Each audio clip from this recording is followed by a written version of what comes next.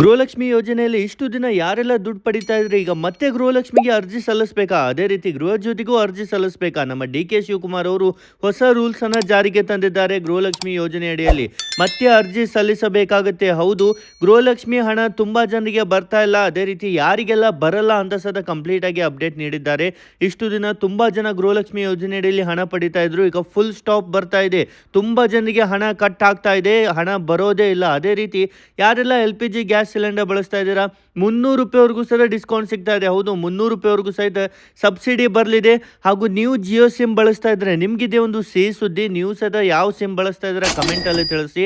ಬಂಗಾರದ ಬೆಲೆ ಪಾತಾಳಕ್ಕೆ ಇಳಿದಿದೆ. ಹೌದು, 15,000 ರೂಪಾಯಿ ಕಡಿಮೆ ಆಗ್ತಾ ಇದೆ ಒಂದೇ ದಿನದಲ್ಲಿ.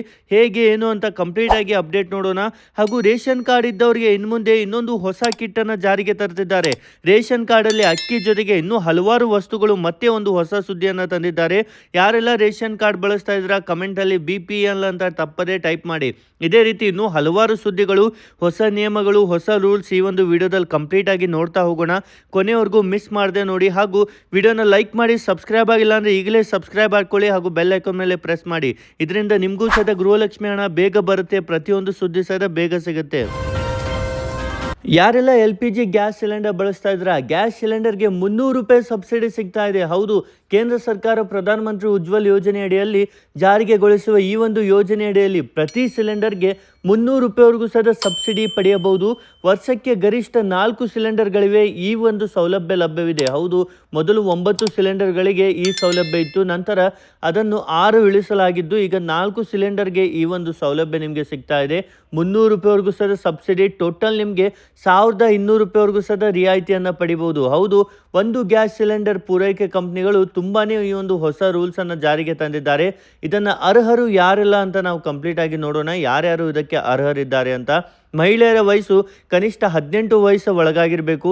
ಕುಟುಂಬದ ಯಾವುದೇ ಸದಸ್ಯರ ಹೆಸರಿನಲ್ಲಿ ಈಗಾಗಲೇ LPG ಗ್ಯಾಸ್ ಸಂಪರ್ಕ ಇರಬಾರ್ದು. ರೇಷನ್ ಕಾರ್ಡ್ ಹೊಂದಿರಬೇಕು. ಅದೇ ರೀತಿ ಯಾವ ಥರ ಅರ್ಜಿ ಸಲ್ಲಿಸಬೇಕಂದ್ರೆ ಪ್ರಧಾನಮಂತ್ರಿ ಉಜ್ವಲ್ ಯೋಜನೆಯ ಪೋರ್ಟಲ್ನಲ್ಲಿ ಅರ್ಜಿ ನಮೂನೆಯನ್ನು ಭರ್ತಿ ಮಾಡಿ ಅಗತ್ಯ ದಾಖಲೆಗಳನ್ನು ಅಪ್ಲೋಡ್ ಮಾಡಬೇಕು. ನಂತರ ಗ್ಯಾಸ್ ಏಜೆನ್ಸಿಯನ್ನು ಆಯ್ಕೆ ಮಾಡಿಕೊಂಡು ಯೋಜನೆಯಲ್ಲಿ ಸೇರಿಸಬಹುದು ಅಥವಾ ಕಾಮನ್ ಸರ್ವಿಸ್ ಸೆಂಟರ್ ಮೂಲಕ ಸಹಿತ ಅರ್ಜಿಯನ್ನು ಸಲ್ಲಿಸಬಹುದು.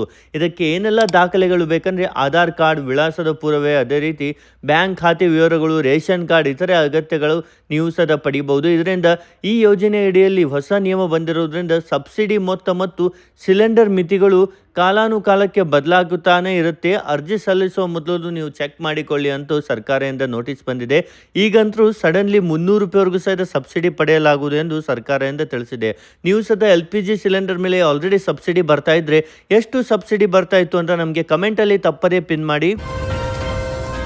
ಯಾರೆಲ್ಲ ಜಿಯೋ ಸಿಮ್ ಪಡಿತಾ ಇದ್ರಿ ನೋಡಿ, ಜಿಯೋ ಸಿಮ್ ಬಳಸ್ತಾ ಇದ್ರಿ, ಜಿಯೋ ರೀಚಾರ್ಜಲ್ಲಿ ಮಾತಾಡ್ರಿ ಅಂತ ಕಡಿಮೆ ಬೆಲೆಯಲ್ಲಿ 3 ತಿಂಗಳ ರೀಚಾರ್ಜನ್ನು ಪ್ರಕಟಿಸಲಾಗಿದೆ ಜಿಯೋ ಅವರು. ಹೌದು, ರಿಲಯನ್ಸ್ ಜಿಯೋ ತನ್ನ ಗ್ರಾಹಕರಿಗೆ 448ರ ಕೈಗೆಟುಕುವ ಪ್ಲ್ಯಾನ್ ನೀಡುತ್ತಿದ್ದಾರೆ. ಈ ಪ್ಲ್ಯಾನ್ 84 ದಿನಗಳವರೆಗೆ ವ್ಯಾಲಿಡಿಟಿ ಇರುತ್ತೆ. ಅನ್ಲಿಮಿಟೆಡ್ ವಾಯ್ಸ್ ಕಾಲಿಂಗ್ ಮತ್ತು 1000 SMS ಒದಗಿಸುತ್ತಾರೆ. ಆದರೆ ಇದರಲ್ಲಿ ಇಂಟರ್ನೆಟ್ ಡೇಟಾ ಸೌಲಭ್ಯ ಇರೋದಿಲ್ಲ. ಹೌದು, ಯಾರೆಲ್ಲ ಕೇವಲ ನಾವು ಮಾತಾಡ್ತೇವೆ, ನಾರ್ಮಲ್ ಫೋನ್ ಯೂಸ್ ಮಾಡ್ತೇವೆ, ಕೇವಲ ಮೆಸೇಜ್ ಕಾಲ್ ಮಾಡ್ತೇವೆ ಅನ್ನೋರಿಗೆ ಒಂದು ಹೊಸ ಆಫರ್ ತಂದಿದ್ದಾರೆ. ಕೇವಲ 448 ರೂಪಾಯಿಗೆ ಅನ್ಲಿಮಿಟೆಡ್ ಮಾತಾಡ್ಬೋದು. ಅದೇ ರೀತಿ 1000 SMS ನೀವು ಕಳಿಸ್ಬೋದು 84 ದಿನವರೆಗೂ ಸಹಿತ. ನೀವು ಸಹ ಜಿಯೋ ಸಿಮ್ ಬಳಸ್ತಾ ಇದ್ರೆ ಈ ಪ್ಲ್ಯಾನ್ ಹೇಗೆ ಅನ್ನಿಸ್ತು ಕಮೆಂಟಲ್ಲಿ ಹಾಕು. ಅಥವಾ ನೀವು ಬೇರೆ ಸಿಮ್ ಬಳಸ್ತಾ ಇದ್ರೆ ಕಮೆಂಟಲ್ಲಿ ತಿಳಿಸಿ ಯಾವ ಸಿಮ್ಮನ್ನು ಬಳಸ್ತಾ ಇದ್ದೀರೆಂದು. ಮತ್ತೆ ಗೃಹಲಕ್ಷ್ಮಿ ಗೃಹ ಜ್ಯೋತಿ ಯೋಜನೆಗೆ ಅರ್ಜಿ ಸಲ್ಲಿಸಕ್ಕೆ ಕಡ್ಡಾಯವಾಗಿದೆಯಾ? ಏನೆಲ್ಲ ದಾಖಲೆಗಳು ಬೇಕು ಅಂತ ಬನ್ನಿ ನೋಡ್ತಾ ಹೋಗೋಣ. ಹೌದು, ರಾಜ್ಯ ಸರ್ಕಾರದ ಮಹತ್ವಾಕಾಂಕ್ಷ ಪಂಚ ಗ್ಯಾರಂಟಿ ಯೋಜನೆಗಳಲ್ಲಿ ಗೃಹಲಕ್ಷ್ಮಿ ಮತ್ತು ಗೃಹ ಯೋಜನೆಗಳಿಗೆ ಈಗ ಒಂದು ದೊಡ್ಡ ಮಟ್ಟದ ಒಂದು ಬದಲಾವಣೆ ತಂದಿದ್ದಾರೆ. ಹೌದು, ಅರ್ಜಿ ಸಲ್ಲಿಸೋದರವರಿಗೆ ಮಾತ್ರ ಮುಂದಿನ ದಿನಗಳಲ್ಲಿ ಸೌಲಭ್ಯ ಸಿಗಲಿದ್ದು ಹೊಸದಾಗಿ ಗ್ಯಾರಂಟಿ ಕಾರ್ಡ್ ನೀಡಲು CM ಡಿ.ಕೆ. ಶಿವಕುಮಾರ್ ಅವರು ಆದೇಶಿಸಿದ್ದಾರೆ. ಹೌದು, ನೀವು ಸಹ ಅರ್ಜಿಯನ್ನು ಸಲ್ಲಿಸಿ ಗ್ಯಾರಂಟಿ ಕಾರ್ಡನ್ನು ಪಡೆದುಕೊಳ್ಳಬೇಕು. ಹೊಸ ಅರ್ಜಿ ಸಲ್ಲಿಕೆ ಕಡ್ಡಾಯದ ಕಾರಣಗಳೇನೆಂದರೆ ಸರ್ಕಾರದ ಇತ್ತೀಚಿನ ಪರಿಶೀಲನೆಗಳಲ್ಲಿ ತುಂಬ ಜನರು ಇದನ್ನು ಅಕ್ರಮವಾಗಿ ಹಣವನ್ನು ಪಡಿತಾ ಇದ್ದಾರೆ. ಗೃಹಲಕ್ಷ್ಮಿ ಯೋಜನೆಯಲ್ಲಿ ಅಕ್ರಮವಾಗಿ 1.2 ಕೋಟಿ ಫಲಾನುಭವಿಗಳಿದ್ದಾರೆ. ಆದರೆ ಇವರಲ್ಲಿ 4.30 ಲಕ್ಷ ಫಲಾನುಭವಿಗಳು IT, ಆದಾಯ ತೆರಿಗೆ, ಅದೇ ರೀತಿ GSTಯನ್ನು ಪಾವತಿಸುತ್ತಿದ್ದಾರೆ. ಇಂಥವ್ರಿಗಾಗಿ ಸುಮಾರು 100 ಕೋಟಿ ರೂಪಾಯಿ ಸಹಿತ ಜಮೆ ಆಗಲಿದೆ ಎಂದು ತಿಳಿಸಿದ್ದಾರೆ. 100 ಕೋಟಿ ರೂಪಾಯಿವರೆಗೂ ಸಹಿತ ಅಕ್ರಮವಾಗಿ ಹಣ ಪಡಿತಾ ಇದ್ದಾರೆ ಜನ ಎಂದು ತಿಳಿಸಿದ್ದಾರೆ. ಅದೇ ರೀತಿ ಗೃಹಜ್ಯೋತಿ ಯೋಜನೆಯಲ್ಲಿ ಸಹಿತ ಗೃಹಜ್ಯೋತಿ ಯೋಜನೆಯಡಿಯಲ್ಲಿ ಸದ್ಯ 1.68 ಕೋಟಿ ಹೆಚ್ಚು ಫಲಾನುಭವಿಗಳಿದ್ದಾರೆ. ಇಲ್ಲಿ ಬರೋಬ್ಬರಿ 5-6 ಮೀಟರ್ಗಳ ಹೆಚ್ಚಿನ ಉಚಿತ ವಿದ್ಯುತ್ ಸೌಲಭ್ಯ ಪಡೆಯುತ್ತಿದ್ದಾರೆ. ಬೆಳಕಿನ ಬಂದಿದೆ. ಅನೇಕ ಒಂದೇ ಕಟ್ಟಡದಲ್ಲಿ ಮನೆ ಮತ್ತು ಅಂಗಡಿ ಎರಡನ್ನೂ ಹೊಂದಿಸಿದ್ದಾರೆ. ಅಂಗಡಿ ಅಥವಾ ವ್ಯಾಪಾರಕ್ಕೆ ಗೃಹಜ್ಯೋತಿ ಅನ್ವಯಿಸುವುದಿಲ್ಲ. ಆದ ಕಾರಣದಿಂದ ಇದರಲ್ಲೂ ಸಹ ಮತ್ತೆ ಅರ್ಜಿ ಸಲ್ಲಿಸಬೇಕೆಂದು ಮಾಹಿತಿಯನ್ನು ನೀಡಿದ್ದಾರೆ.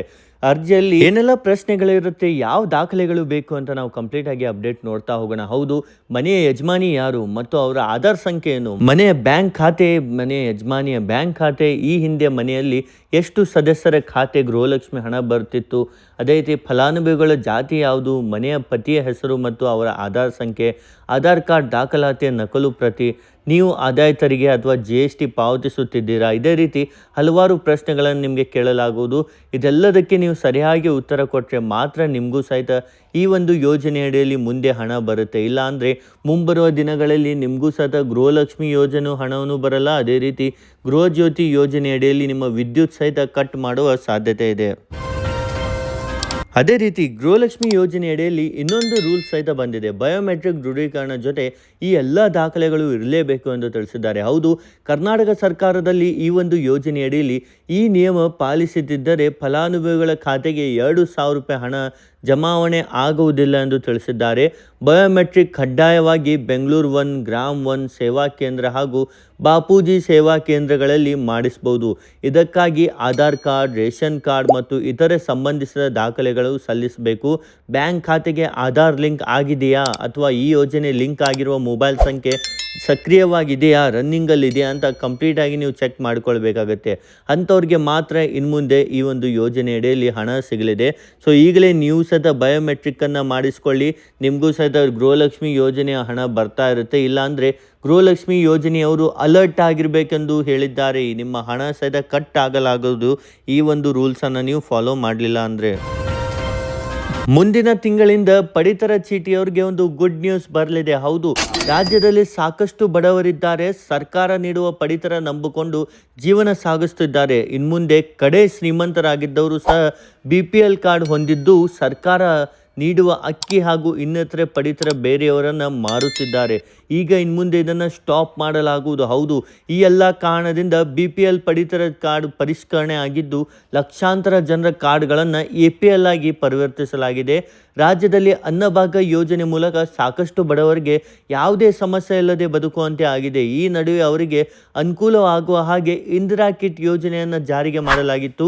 ಯೋಜನೆ ಘೋಷಣೆಯಾಗಿ ಹಲವಾರು ತಿಂಗಳು ಕಳೆದರೂ ಸಹಿತ ಆ ಕಿಟ್ ಮಾತ್ರ ಇನ್ನೂ ಬಡವರ ಮನೆಗೆ ಸೇರಿಲ್ಲ. ಆದರೆ ಈಗ ಮುಂದಿನ ತಿಂಗಳಿಂದ ಇಂದಿರಾ ಕಿಟ್ ನೀಡಲಾಗುತ್ತೆ ಎಂದು ಆಹಾರ ಮತ್ತು ನಾಗರಿಕ ಸರಬರಾಜು ಸಚಿವರು ತಿಳಿಸಿದ್ದಾರೆ.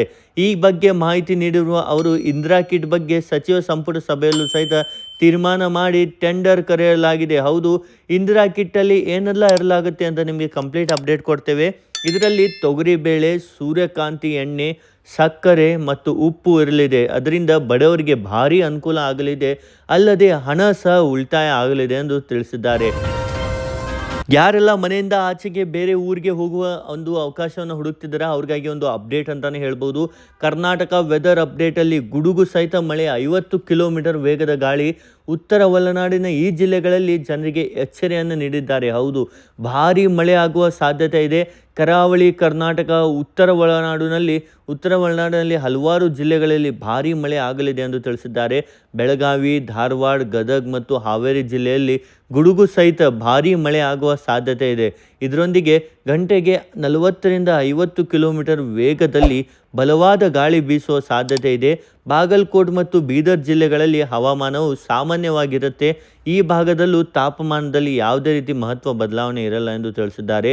ಅದೇ ರೀತಿ ದಕ್ಷಿಣ ಒಳನಾಡಿನಲ್ಲಿ ನೋಡೋದಾದರೆ ಚಿಕ್ಕಮಗಳೂರು, ಹಾಸನ, ಕೊಡಗು ಮತ್ತು ಮೈಸೂರು ಭಾಗದಲ್ಲಿ ಭಾರೀ ಮಳೆ ಆಗುವ ಸಾಧ್ಯತೆ ಇದೆ ಎಂದು ಸರ್ಕಾರದಿಂದ ಒಂದು ಅಪ್ಡೇಟನ್ನು ಬಂದಿದೆ. ಸೊ ನೀವು ಸಹ ಇವೆಲ್ಲ ಊರುಗಳಲ್ಲಿ ಏನಾದರೂ ಪ್ರಯಾಣ ಮಾಡುತ್ತಿದ್ದರೆ ಈಗ ವೇಟ್ ಮಾಡಿ, ಮುಂದಿನ ವಾರ ಹೋಗಿ, ಯಾಕಂದರೆ ಭಾರೀ ಮಳೆ ಬರುವ ಸಾಧ್ಯತೆ ಸಹಿತ ಇದೆ. ಪ್ರತಿನಿತ್ಯ ನಾವು ಹೇಳುವಾಗಲೇ ಇವತ್ತು ಸಹಿತ ಹೇಳ್ತಾ ಇದ್ದೇವೆ ಚಿನ್ನ ಮತ್ತು ಬಂಗಾರದ ಬೆಲೆಯಲ್ಲಿ ಏನೆಲ್ಲ ಬದಲಾವಣೆ ಆಗಿದೆ ಎಂದು. ಹೌದು, ಇಂದು 24 ಕ್ಯಾರೆಟ್ನ 1 ಗ್ರಾಮ್ ಚಿನ್ನಕ್ಕೆ 13,665 ರೂಪಾಯಿ ಇದ್ದು 24 ಕ್ಯಾರೆಟ್ನ 1 ಗ್ರಾಮ್ ಚಿನ್ನದ ಬೆಲೆ 14,908 ರೂಪಾಯಿ ಕಂಡು ಬಂದಿದೆ. ಹೌದು, 22 ಕ್ಯಾರೆಟ್ನ 8 ಗ್ರಾಮ್ ಚಿನ್ನದ ಬೆಲೆ 1,09,320 ರೂಪಾಯಿ ಇದ್ದು 10 ಗ್ರಾಮ್ಗೆ 1,36,650 ರೂಪಾಯಿ ಇದ್ದು 100 ಗ್ರಾಮ್ಗೆ 13,66,500 ರೂಪಾಯಿ ಆಗಿದೆ.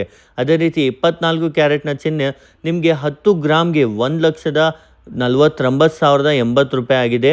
ಹಾಗೂ ಬೆಳ್ಳಿ ನೋಡೋದಾದರೆ ಬೆಳ್ಳಿಯಲ್ಲೂ ಸಹಿತ ಭಾರಿ ಬದಲಾವಣೆ ಕಂಡು ಬಂದಿದೆ. 1 ಗ್ರಾಮ್ಗೆ 260 ರೂಪಾಯಿ ಇದೆ, 10 ಗ್ರಾಮ್ಗೆ 2,600 ರೂಪಾಯಿ ಇದೆ. ಅದೇ ರೀತಿ 1 kgಗೆ 2,60,000 ರೂಪಾಯಿ ಕಂಡು ಬಂದಿದೆ ಫ್ರೆಂಡ್ಸ್. ಹೌದು, ನೀವು ಸದ ಬಂಗಾರ ಬೆಳ್ಳಿ ಖರೀದಿಸುತ್ತಿದ್ದರೆ ಡೈಲಿ ಇದರಲ್ಲಿ ಬದಲಾವಣೆ ಆಗ್ತಾನೇ ಇದೆ. ಸೊ ನೀವು ಸದ ಕಮೆಂಟಲ್ಲಿ ತಪ್ಪದೇ ಈ ವಿಡಿಯೋನ ಹೇಗೆ ಅನ್ನಿಸ್ತಂತ ಟೈಪ್ ಮಾಡಿ. ಅದೇ ರೀತಿ ಪ್ರತಿನಿತ್ಯ ಹೊಸ ಸುದ್ದಿಗಳನ್ನು ನೋಡಲು ಈಗಲೇ ಸಬ್ಸ್ಕ್ರೈಬ್ ಆಗಿ. ನಿಮ್ಮ ವಾಟ್ಸಪ್ ಸ್ಟೇಟಸಲ್ಲಿ ಬೇಗನೆ ಈ ವಿಡಿಯೋ ಲಿಂಕನ್ನು ಹಾಕ್ಕೊಳ್ಳಿ, ಎಲ್ಲರಿಗೂ ಗೊತ್ತಾಗುತ್ತೆ ಏನೆಲ್ಲ ಹೊಸ ಅಪ್ಡೇಟ್ ಇವತ್ತು ಬಂದಿದೆ ಎಂದು. ಸೊ ಮತ್ತೆ ಸಿಗೋಣ ಮತ್ತೊಂದು ಹೊಸ ವಿಡಿಯೋ ಜೊತೆಗೆ. ಅಲ್ಲಿವರೆಗೂ ಜೈ ಕರ್ನಾಟಕ.